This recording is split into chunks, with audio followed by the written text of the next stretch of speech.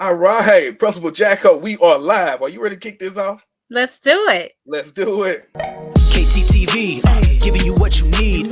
Motivation, education unleashed. H-Town representing, we forever keep it rolling. Join the conversation with inspirational stories. Thought-provoking, feel that energy. Kendrick Thomas aiming to lift the community. True indeed, tune in, come and see. Giving you what you need. KTTV, let's go. Hey, KTTV.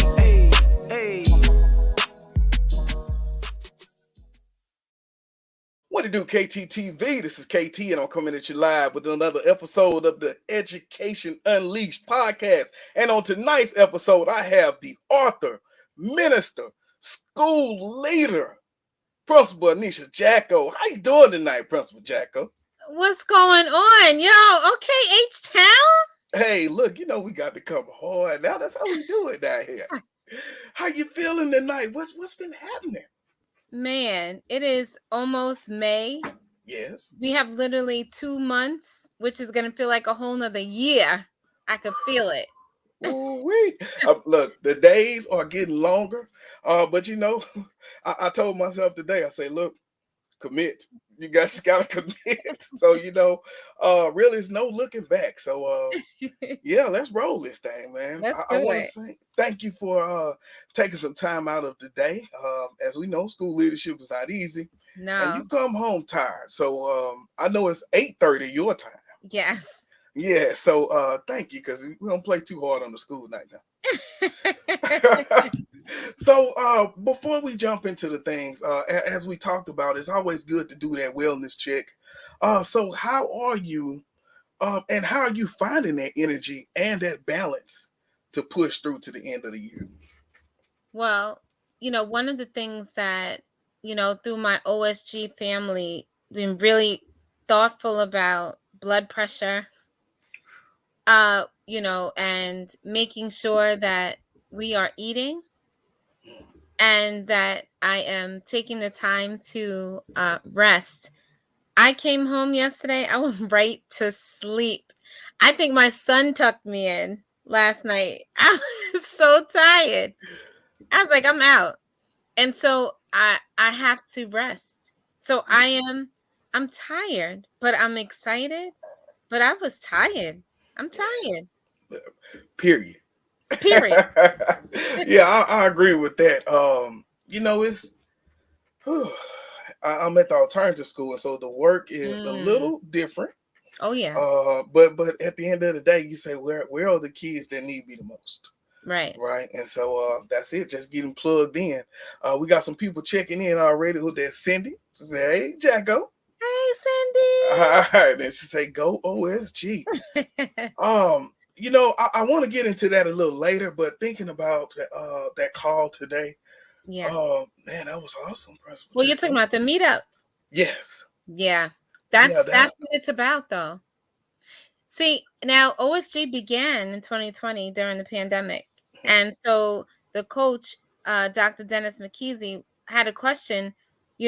Schools were shutting down, but resources were still needed in our communities. And the one thing that didn't close, think about it, church closed, hospitals were open, but you couldn't go to see your loved ones. Yeah. Right? Mail stopped, Amazon, well, Instacart made a killing. Yeah. But schools were still open. Principals were still working. So who was checking on us? And Yeah. so OSG was birthed through the work of Dr. Dennis McKeezy and Lazy Elliott. And they have been pioneers in this work, in really thinking about what it means to be a school leader, Mhm. but also in your community. Yeah. We're community leaders. Most definitely. Most definitely. And the good thing about that was today, you know, you think about a lot of the base being in New York, but then Yeah. there were people from everywhere on that Yeah. call. And when so many people come together for a collective good, you got some dangerous stuff going on in there. For sure. Yes, that's it. That's it.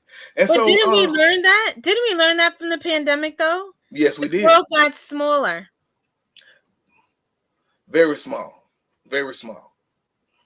And so yeah, like I remember I was I switched, so I was doing like business, I was doing entrepreneurs, and so then I stopped and I just pivoted and I said, okay, how can I use this platform to be able to help people, give them resources, and I started doing like a virtual thing, asking other school districts. I remember I went all the way from Texas to Alaska. Even a friend of mine Wow. jumped on from Dubai, and it was just like, Okay. what are you all doing for the pandemic? Mm. How are you all making it? And Houston Public Library saw one of my episodes with some people who were in Brownsville, which is closer to the border in Texas, and Mm-hmm. able to ship them books, ship them resources, and so Wow. like that was her testimonial. And so yeah, very small, because no way besides this platform would that have happened. You know. Well, congratulations. Oh, thank you. I appreciate that. Now, before we jump any further, for the people that don't know Principal Jacko, now we got a lot of people that do. I will say that, but give us a little bit of your background and how that led you into education. Wow. So I remember at an early age teaching Sunday school. Hey, I love kids. Uh, and even though I worked as a florist, I worked in Macy's retail. Um, in college, I went to Hampton University. I majored in psychology. And I thought I was going to become a doctor. But after 9/11, I had a position as a guidance counselor. And after 9/11, the world stopped in New York City. And we all had to reflect on what is it I'm here for. And so that led me to always want to teach kindergarten. And I began 23 years ago teaching kindergarten. And I have not turned back mm, from the classroom since. wow, wow, wow. I just think about that when I come into places and I say, yeah, elementary. I was a kindergarten teacher. That's how it's like, dude, are you serious? But yes, most definitely. And so 23 years ago, Yeah, Jordan. This is my Jordan year. and I was looking a lot of the work too with the pre-K centers. Yes, I Yeah. opened. So I would say in 2015, I opened 8 pre-K centers in New York City downtown. I had 8 different sites. So in literally thinking about hiring, I had to hire 60 people in a month. So just think about how many interviews. But it makes sense, right? Because think about the hiring we do. You can tell from just someone's energy if they're Mhm, right. mhm, And out of 60, maybe 1 and 2 wasn't the right fit, but there's something about that opportunity in founding a school. mhm. It just gives you such pride. Yeah, yeah, most definitely. Wow. I know we just opened up three, maybe two or three pre-K centers, maybe two pre-K centers that are nothing but pre-K in our district. So Mhm. um yeah, just jumping into it and being able to kind of see how that process went. Of course, a few new people, but then they're pulling principals. But just the setup of that pre-K center, I don't. Good job, Principal Jacko. Well, Uh, listen, one of the things that you always find out about me is that playing is a human right. yeah, Like, and if you have the heart of a child and you play and you talk and listen, that's life. That's what that it we have to start there. yeah. Everything happens in pre-K and K. Mm. Now, I know you talked about how 9/11, but thinking another way, down here in Texas, we were a little bit different than you all up north with the COVID Yeah. 19. Yeah. So going forward, and I know we talked about that a little bit on the Zoom call, but how does how were you impacted? And even if we say it's over and we're moving forward, what kind of change for you for the long haul post COVID as a school leader? Well, the onset of the pandemic, I was right in the heart of Manhattan.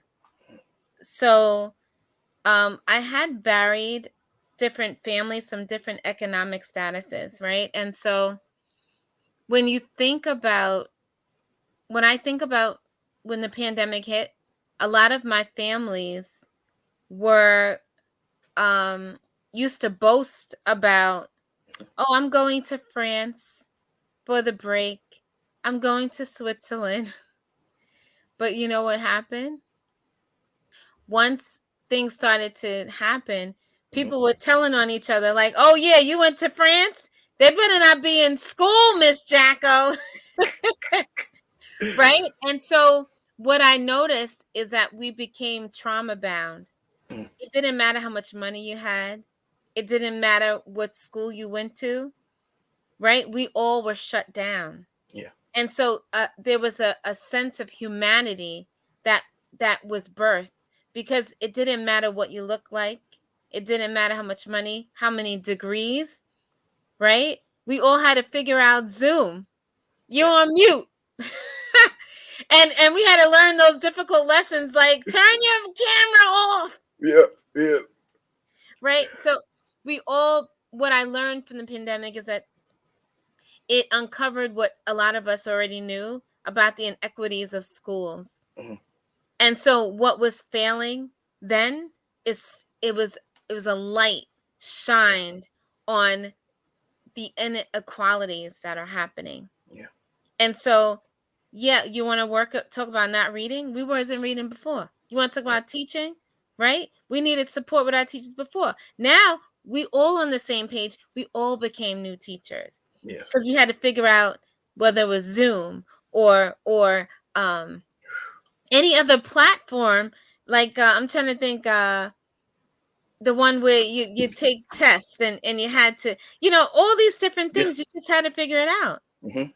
What did you have different resources? Now, some schools had remote learning.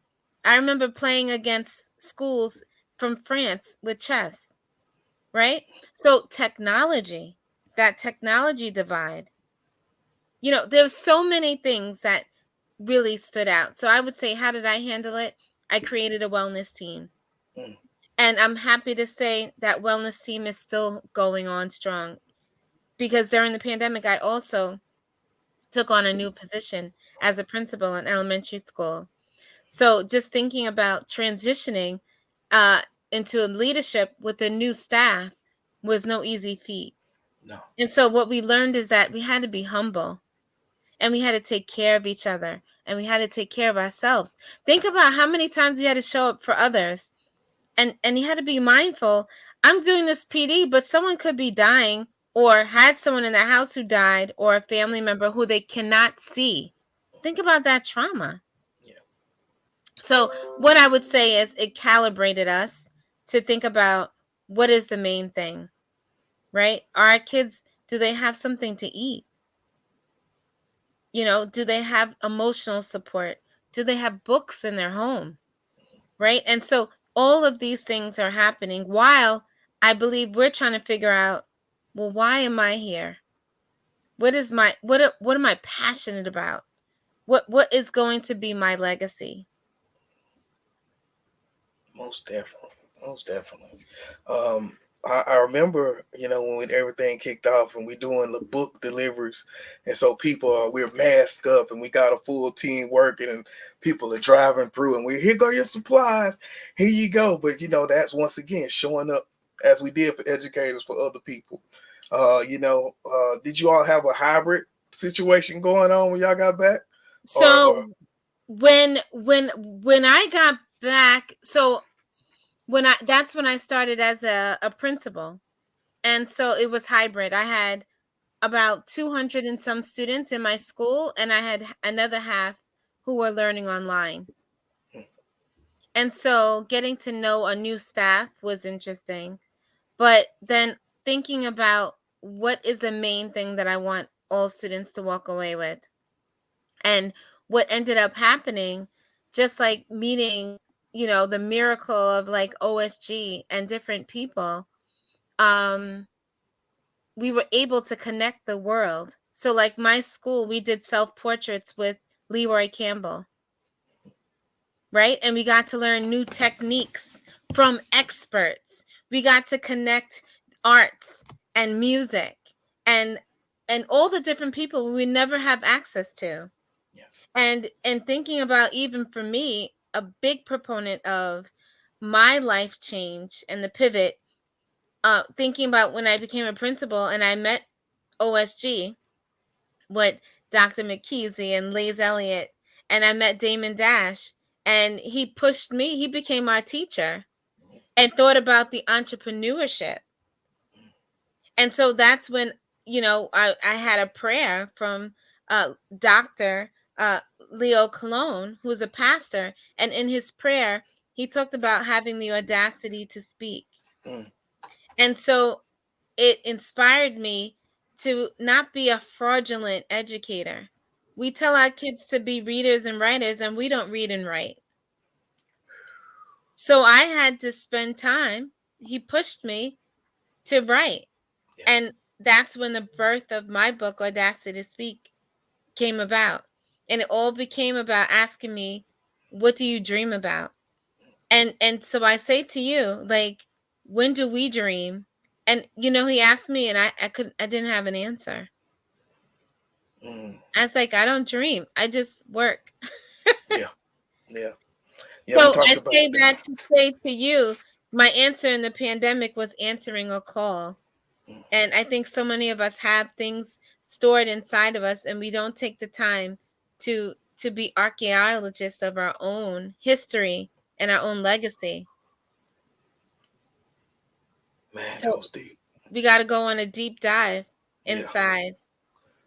Man, that was deep. That was deep. I mean, okay. Look like I gotta go back to the drawing board, Principal Jacko. I appreciate that. look like I got a few things to think about.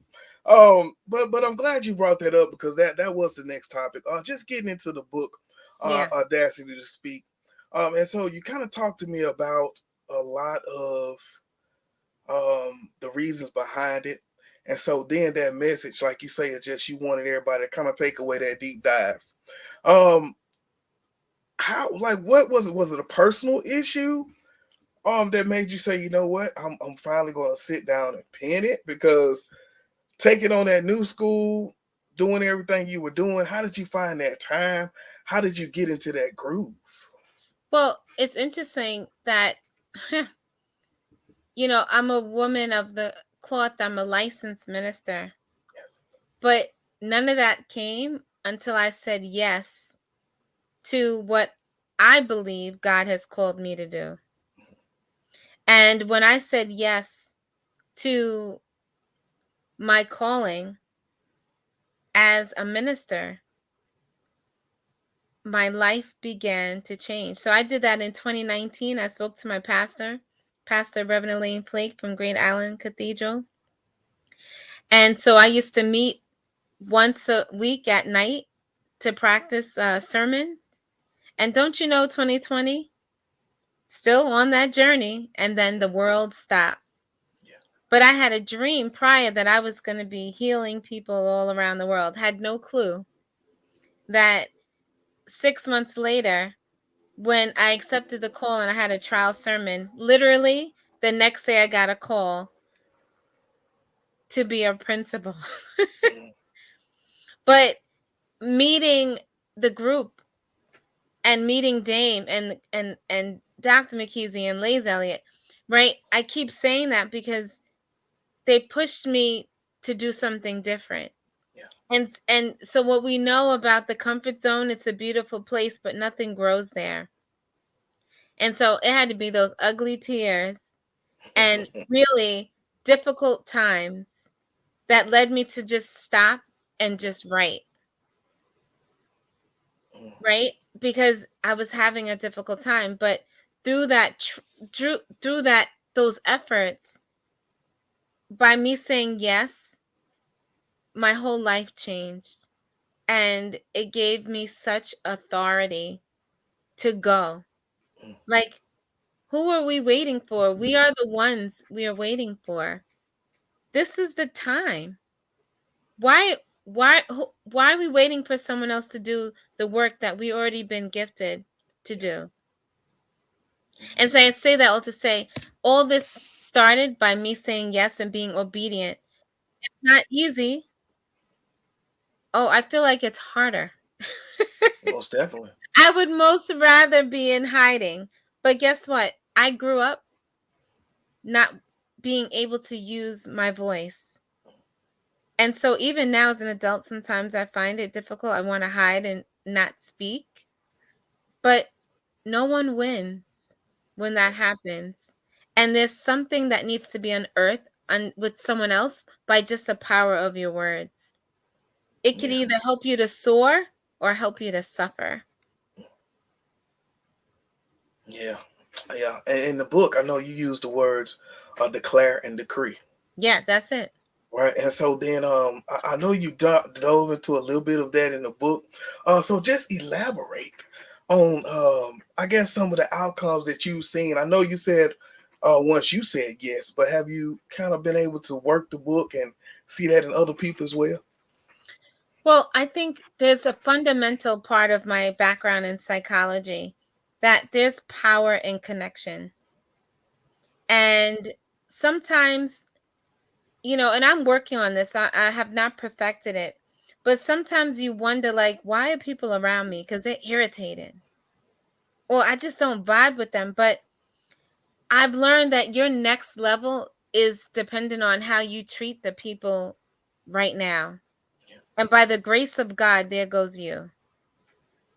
And so I'm reformatting how I handle those that do things towards me. Because I'm like, okay, what's the lesson in this? There's something I need to learn from this. And there's someone I can help.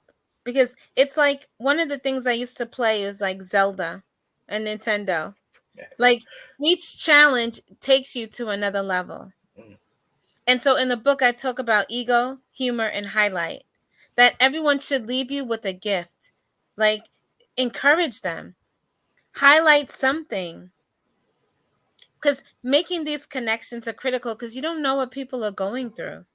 yeah, And I don't think a lot of us were taught to communicate what it is we need. And then we get to ask and request. And I think that's where I'm working in that zone. I want to get better as a leader because I have to be a model for others. yes, most definitely, most definitely. Hold on, we got some check-ins again. So we got Coach Tanisha. She says hi. And then she says, beautiful. So I think she's talking about the words. Man, so powerful. I think about the book and the description. It said a powerful book that is anchored in spiritual, intellectual development, cultural phenomena of speaking and manifesting one greatness. And so when you think about those factors, how do you feel that they contribute to the ability to have the audacity to speak up, create a positive change? I think Audacity to Speak talks about one, taking care of yourself because how you talk to yourself, it shows. And I think a lot of us speak life over ourselves. And so one of the things I remember um being at home and having COVID, and I had two boys. Well, I still have two boys. And they couldn't see me during Christmas. And I was just like, what if I'm not here anymore? Who are they going to live with? And am I going to be alive? And this was the time when I started thinking about one of the chapters the results are in. And one of the things I realized was that it was my faith that needed to be checked. And so, in thinking about the connection, that intersection of who you are and who you desire to be and the will, it all comes from being able to speak life and affirmations over yourself and finding the Miracle Morning Club with Brianna Greenspan and Hal Elrod. Uh, just taking out a few minutes out of your day to have silence and affirmation, visualizing, reading, and scribing. Exercise I'm working on. right? But you got to take time for you first. And that's one of the things that being in quarantine taught me, that I needed to take care of myself first. Yeah, most definitely. Man, powerful. Once again, throughout that pandemic, I went and I was finding people who were just talking about self care, Yeah. talking about things for educators. And that was one of the pieces they said. I know it sounds so cliche, but the empty cup, like you Yeah. can't pour from an empty cup, and Mm-mm. it's so true. And so that's one thing we did find. Yeah. A lot of teachers, even now, I don't know if it's it seems like it's been a stigma post COVID for education. And so a lot of people got like a nasty taste. Is why we got this shortage, I would say. Mhm. Mhm. But it's a lot of people feel like they just weren't being taken care of. And so I think now we have to figure out how do we turn that voice and show that leaders are real people and that we do care about our staff, and we care about your personal career goals and things that way. Because man, if we don't let people know that we are leaders who believe in taking care of ourselves, I don't think we can get many people back. Well, I think that goes twofold. I think Mhm, one of the things Dame used to say is, why would I want to follow my principal and doesn't, or he or she doesn't live better than me? mhm, Like, mhm. what are you aspiring to? Yeah, And so one of the things is, it's okay to be swaggy. It's okay to look good. It's okay to like music. Live your authentic life. yeah, And I think one of the things I was able to bring the Miracle Morning to my schools, because I was doing it. It was a practice that I was following. So I can only speak from what I know. mhm, And I think the more that we live our life and we make decisions that are aligned, we make choices that are aligned to our values, yes. I think that's when we have spaces and places that not only serve ourselves, but others and the children who are watching us. Yeah, most definitely. Let's see here. We got Cindy. She say you're doing the work, and it shows. Mm. Ask Dr. Riley. Thanks for reminding us the importance of dreaming. Thanks for reminding us the importance of taking care of ourselves. Amen. Nicole Dorsey, what's in your cup is for you. Pour from your overflow. Amen. All right. And lastly, thanks for reminding us that leaders are people who need to stop and take care of themselves. Look, you said a mouthful though. You say if my leader is not doing better, why am I following this person?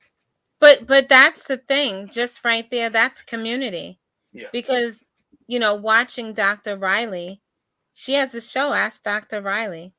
And watching that trajectory and that change and the impact, and being able to go to a studio in LA and watch her film, right? Watching, I was about to say Dr. Dorsey. That's coming. But watching her growth with the wellness committee and receiving a lifetime achievement award from Dr. Biden. I said doctor. I'm giving everyone doctors. From the president, and even watching Cindy as a coach, and as a leader in her school, and thinking about all the community efforts. She received, does a lot of work with the Lions Club in Brooklyn. I'm thinking about Jack and Jill and my partnership in Queens, even as a Delta, right? Like, who is within our community? How are we sharing resources? And I think that's the other thing we learned, is that you can't do this alone. You need a squad. You need a coach. You need a squad. You're always doing a great job of segueing into that next spot. So when you think about that squad, we thinking Mhm. about the Off School Grounds Coalition. And Yes. so, can you speak to the importance of creating strong partnerships like that coalition? Yeah. So just thinking about being strategic. One, um, thinking about the different pillars of the organization. Think about financial fortitude. Thinking about health and wellness, leadership skills.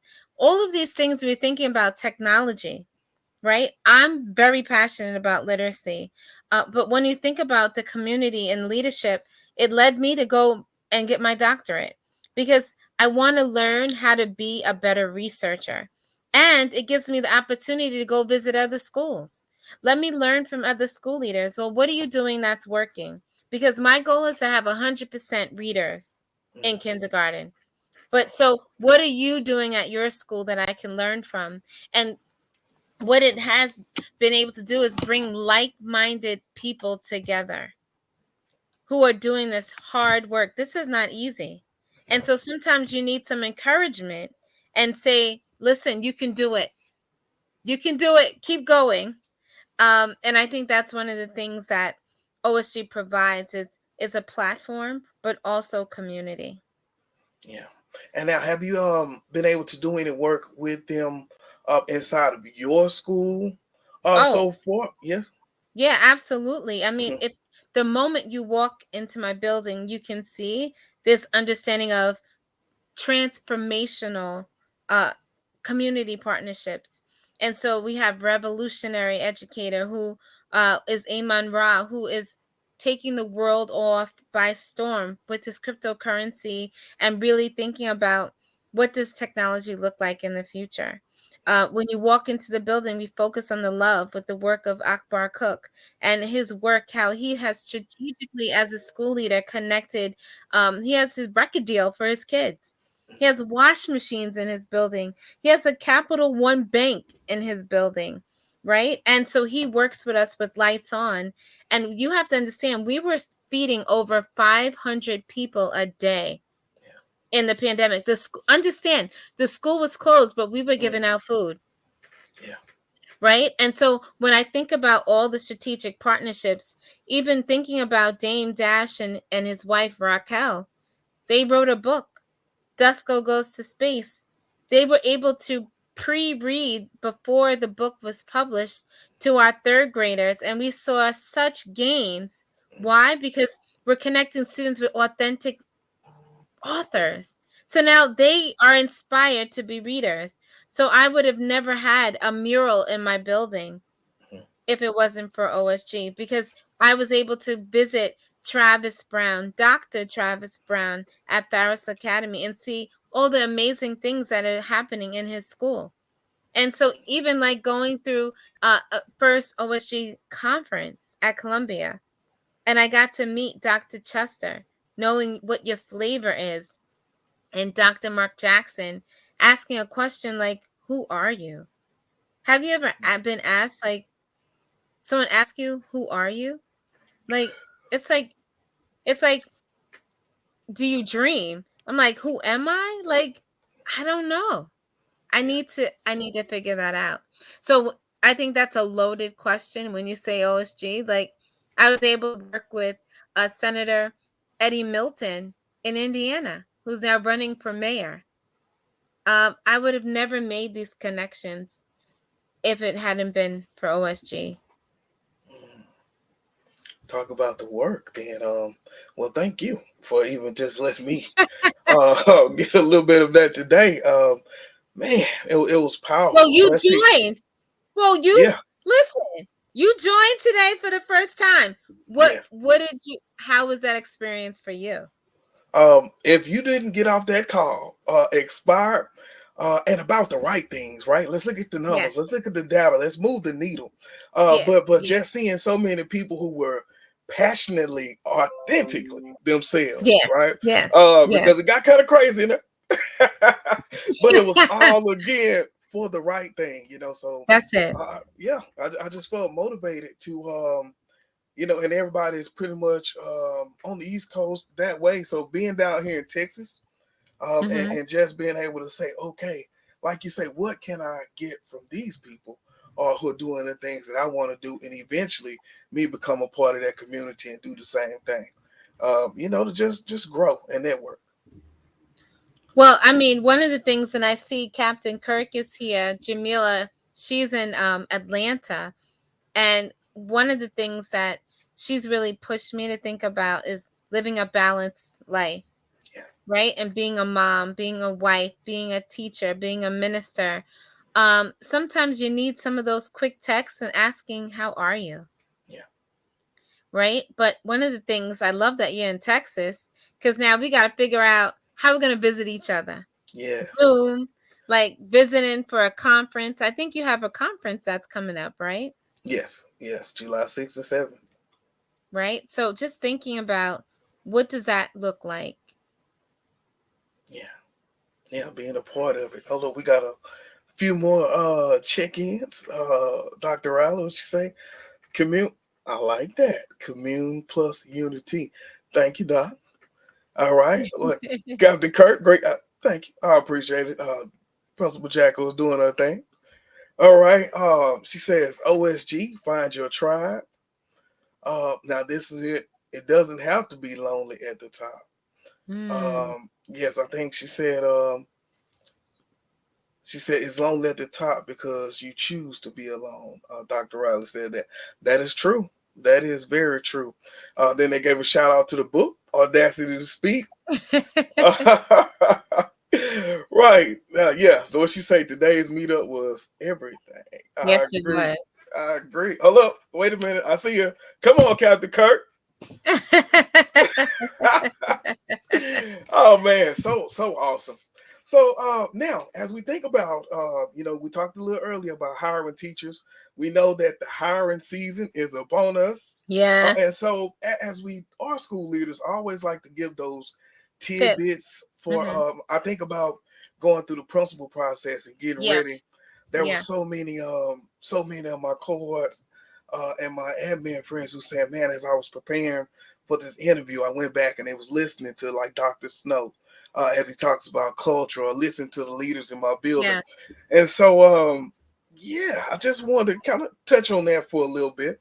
And so what advice Hmm. would you give to educators who are looking to land that job in the education field?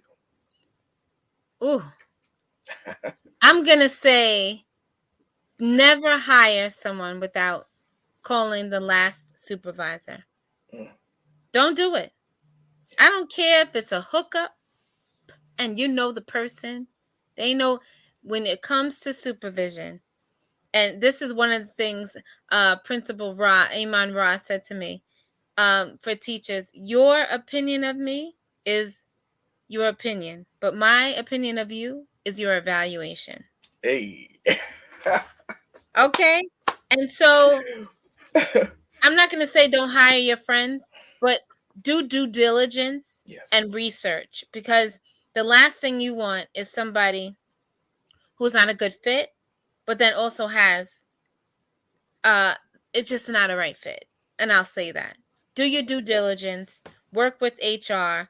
There are no shortcuts when it comes to hire. You must go through the background check. You must go through all of the hoops and hazards, because who you put in front of kids matters too. My favorite question is always, how will you like to contribute to the life of this school? Mm, So, yes, you can have a background, but how do you foresee contributing? So, this is not, there's something that has to be reciprocity, right? It's not you just come and you leave, right? It's what do you want to cultivate here? What will be your lasting footprints here, right? And so, just starting out the gate is that opportunity, like you said, that community. And the last question I would say, what's not on your resume that I should know? mm, Because think about it, when you have your resume, you have to squeeze it into one page. And so if we were to role play, ask me that question so you can get an idea of what I'm thinking about. So you ask me, well, what's on your, I see your resume, but what's not on your resume? yes. Hold up. Hold up. Principal Jacko, Yes. I see your resume, but what is not on your resume? That you should know?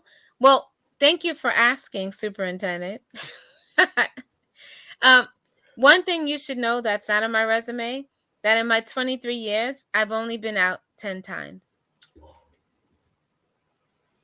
Mm, And those 10 times was when I had my son. wow. So through Wow. all my whole pregnancy, I always showed up. I made all my appointments at night. And so I never missed a day. And I had 2 boys, and I showed up for 100% attendance. And the only time I was out is when I gave birth. Don't So expect the ring. say again? I say don't expect the ring if you're not committed to the hustle. Well, but what did you learn? What's one thing you learned different, something about me that you wouldn't have known from looking at my resume? Most definitely that you are dependable.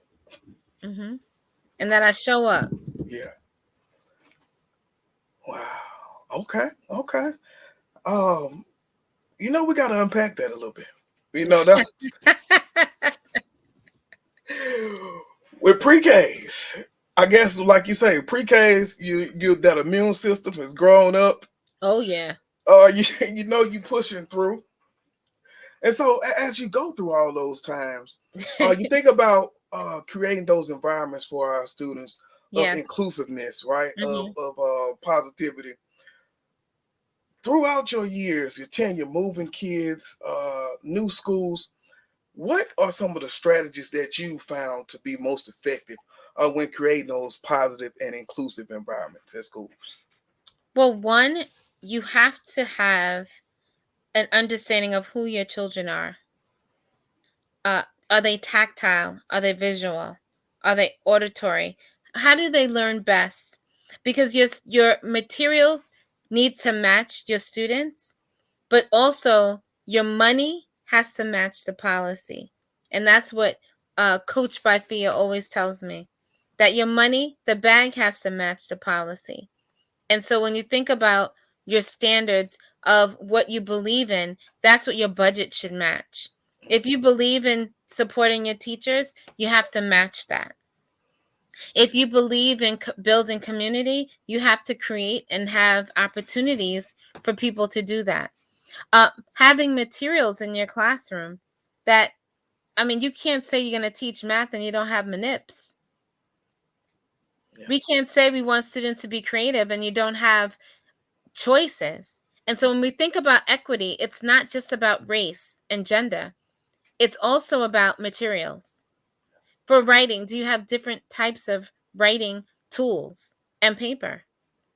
And so being really strategic around making sure that whatever the standards are, what does that look like in our classrooms, and making sure that we have the volume of resources that will match what it is we want students to do. Yeah, I think about that pandemic, and when it hit, like you say, let that budget match your goals. And so, yes, luckily, we were fighting to be a one-to-one campus as much as we could, right? So the budget went for tech. We knew that people were using phones at home when we're sending home the RAS kids or all these other apps. And so that was one thing that we did, was being able to create that equity piece, right? And making sure that you have a fair exchange. And I think about when that time happened and everybody was at home, I felt so good having a school that was already ahead of the game. We were able to give out devices. We did have to get some help from the district, but it was way less than other schools because we believed in tech, and then that's where we showed that the money would be because we knew our community. So I agree totally with what you said. Yeah. But then also, and think about that, you have high school, right? Yeah. And so, TikTok blew up. Yeah. Right? And so the how we're teaching also, right? And professional development, I created the art of teaching where it was all my remote teachers, right? And just having a session on how to use different resources. And so that's also important. Yeah. Now I would say I just moved over to high school this year, but since 2013, all elementary. Wow. Yes. That's a big jump. Yeah, it was. Yeah, but I honestly got out. I was a football coach, track coach, and so then I had to figure out, okay, if I want to be an administrator, I have to go somewhere where coaching is not. And so that first year moving to elementary, it was hard. A few kids cried. They probably didn't have to. but that's where it was, and so that's why that was so important of being able to create that access, because like I said, I knew that they were on mom's phone, or when mom's gone, now do they even have access?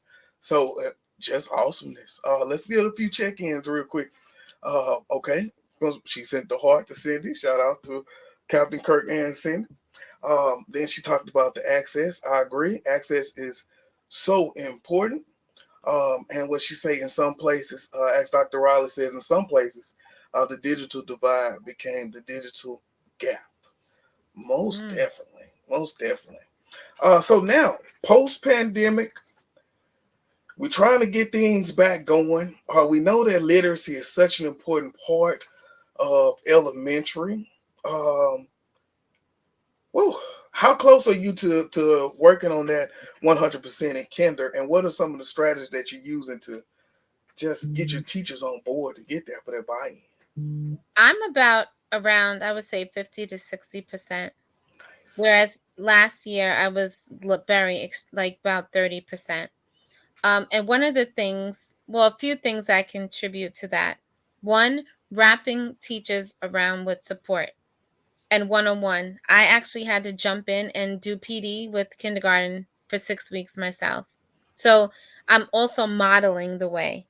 Yeah. Instead of telling, I'm modeling. And so few things. We use Hegarty, foundations, into reading, uh, and then also doing some emergent storybook reading. The reading aloud is critical. Students need to hear the language. Also, one of the other things we're focusing on was writing, right? And giving students opportunity to write. And so the other thing I'll close out with kindergarten was doing the poetry. Sometimes students just don't know the nursery rhymes. And so making sure that students, as one of the things that I'm really passionate about is literacy. And as a literacy specialist, it's so critical that we are increasing the amount of words that students are using and are exposed to. So one of the things I would say is regular systems of time to read, independent reading is critical. And so having these critical times where we do data dives 3 times a year, and we're looking to see what is the data saying to us, and having those pacing calendars and being really clear about what happens at each next bar, and then going back and saying, well, how's it going and what do we need? So those are some of the things that we put in place in kindergarten to have 100% readers. Mm. And Dr. Riley asks, how do you define 100% reading in kinder? So what I define it as is level E. And so level E is when you're looking at the amount of words that students are using and they're able to use concepts of print. And so level E is be able to use those comprehension skills, asking some of those story elements. And so when you think about strand 3, that's part of our next generation learning standards. That is what I'm looking for as level E readers. So yes, concepts of print, where we're holding the book, turning the page, looking to see the words on the page, and looking at the pictures, the illustrations, knowing the author and the illustrator. So I think that's definitely a beginning of reading, but definitely going for level E Yeah, is our goal. yeah. I think for us it's level 6. Mhm. Just trying to Mhm. get them to Yep. get there. Yeah. So no, I understand totally. Mhm. I hope that answered your question, Dr. Rob. All right. So now I'm gonna put you on the spot as we get ready to close this thing. Thinking about this long, awesome career that is just getting started, what is one of the most impactful or memorable experiences you've had as an educator in New York City? Mm. I've had so many. I think today, watching one of my students break down emotionally, and I just happened to be on her floor, and by just giving her a cool compress and a hug, and to me, it just was a reminder of we have to create healing spaces for our children. And that behavior is also communication. You know, but I remember Olivia Charles when I was a kindergarten teacher 20 years ago, and she was this joy. She left me in kindergarten reading a level J. And I got to go back to see her in 5th grade, and she was the valedictorian. Yes. And I was able to see her on the train. And I said, Olivia Charles, this is like 15 years later. And she was in medical school. And I knew she was something special. Yeah. And I think what's been memorable is that parents still see me and say, Miss Jacko, you told my kids they were going to college, and they're in college and they finished and now they're working, they got a job. So I think the memorable thing, I didn't answer your question because I just remixed it, but Oh, there's it's so all many good. different students who I can call out their names and remember this is when something went on in you, Yeah. and to see it still happening. Parents today, I was in tears. I'm very emotional, and I was crying talking to a parent today, and I said I want to help her, but she needs something more. Mm. And so working the trust that I built with the family, we're going to figure out next steps for our child, right? But these are our children, and we get to create and provide opportunities for our students that are going to change generations. And that's what we get to do. Listen, school is traumatic for a lot of adults. Yes. We're still figuring it out. And so sometimes a lot of parents come to school because they've been hurt. And I get that too. That's what's in my book. So once they understand that you can come in my office and have a tangerine and talk and have some water, I've already shifted a whole generation of mistrust. Yes. And so starting now, this is what we get to do. We thrive at 35. I say that tangerine. You just Yeah. got a bowl of tangerines in there I for have you. tangerines. You come in at one of the kids, I said, you need a nana? You need a nana? Come on and get here and get a nana. Wow. And so, but That's think what it about it. takes. You go to the principal to get substance, Yeah. not to get kicked out. And so Yeah. I've had in 3 years 0 suspensions. Mm, nice. Okay? So Woo. speak to that. Yes, that's powerful. Yeah, say that. Whew. Okay. I just want to get Dr. Ross's question, and I want to say level E, strong. Just you basically prepared for first grade, right? Going into first grade on level strongly. Yep. Yeah, that's pretty much it. Yeah. Yes. It's Yeah. level 4 for kindergarten. Yeah. Yep. Yeah. And the So text features is when it's that interplay of sometimes when the illustration doesn't quite match the words. yeah. Yeah. That's it. All Yeah. right. And then she's Principal Captain Kirk says, "Say that." Hey. So now, as we get ready to land this plane, Principal Jacko, what's next for you? What's next for the ministry? What's the next book? Give us some exclusives. Oh wow, you said next book now. Like let's G easy. Well, I am a candidate. I'm in school for my doctorate, and I'm working really diligently to think about the impact of principals' perceptions around collective efficacy in schools. So I will be looking to doing research around how do we build communities. In my ministry, I'm working in seminary, and so the goal is to become an ordained reverend, in a deacon in the AME church. As far as a next book, I'm Yeah. gonna think about that. I have been working with Raquel Horn and Dame Dash with Applefish, and so you can go to Applefish Kids, and you can hear my voice um, doing the alphabet, and you can learn sign language, and just really some fun things. Because I believe when you start as early as babies, that you can change the way the neurons make those connections and build schemas in their brain, so that when it's time to read, they're ready. Yeah. That's what So it's about. I'm really passionate about early childhood. It's really the key to life. Most definitely. And so that's what I say. I love high school, but like I said, I was looking to go elementary principal because you simply want to be able to foster that love of reading, that journey that it takes you on, that skill set. So that way, by the time it's a reading to learn, we Mm-hmm. don't have any hiccups because we know from That's it. second grade to third grade it shifts, right? And so yeah, most definitely, I agree with that.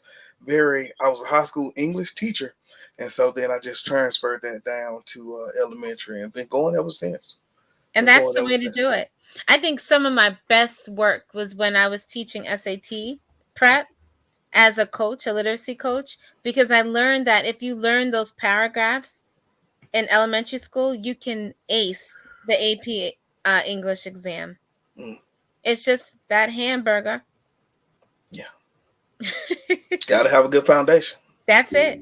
That's it. Look, Dr. Riley said, "People lie, numbers don't." Most definitely, and Captain Kirk agrees. Next book. All right. And these Well, are all authors here, so yeah. they got some nerve, I tell Uh, you. well, I sure appreciate them for being in the building. Miss was that McKessie? McKessie? Oh, that's the boss lady, Hey, Miss she say Denise Jack McKeevy.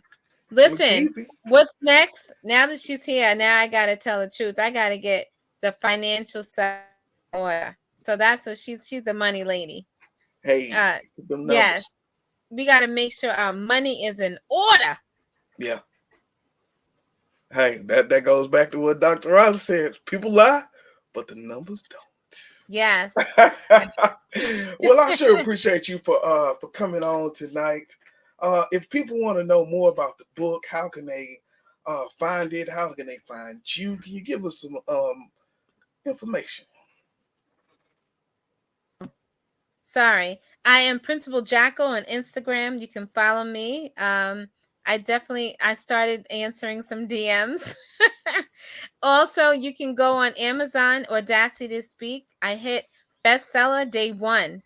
Hey, And so I'm really excited about that. So I would love to be part of a book tour. I'll come do some talking and speaking engagements, also coaching. Um, it's been really exciting. The results are in based on my experience during the pandemic. So, Principal Jacko on IG, I'll be happy to connect. all right. Well, thank you again, Principal Jacko, for that time today. I really appreciated the conversation, the jewels, and I look forward to just getting this out, sharing it with the community and the people who need it the most. Well, thank you so much. And thank you to everyone who joined. Hey, I agree with that. All right.